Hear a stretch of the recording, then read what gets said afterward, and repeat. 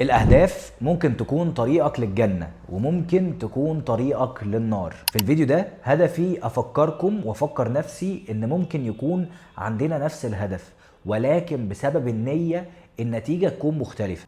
وخلينا نتكلم مثلا على سبيل المثال إن في حد عايز يشتري عربية وفي حد تاني عايز يشتري عربية.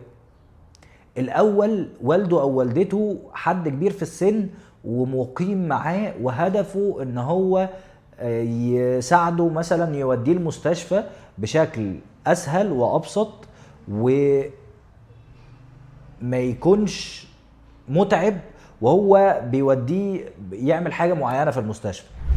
والتاني هدفه يجيب عربية علشان يتمنظر على اصحابه.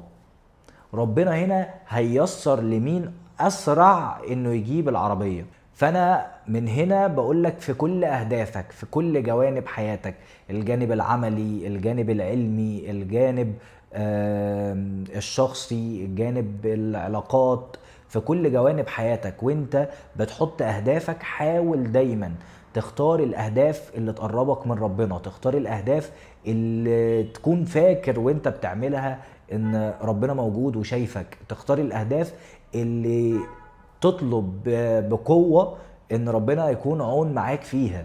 فانا جاي بفكرك وبفكر نفسي تاني ان نقدر من خلال الاهداف اللي احنا عايزين نعملها تكون سبب باذن الله ان هو يدخلنا الجنة. فربنا يرزقني ويرزقكم ويرزق كل الناس ان يدخل الجنة. والجنة بتبدأ من هنا، هو ان انت تعيش اهدافك وتحققها وتعيش عيشة تكون فيها مبسوط، فتقدر من كلام ربنا دايما تاخد الحكمة اللي تساعدك تكون مبسوط.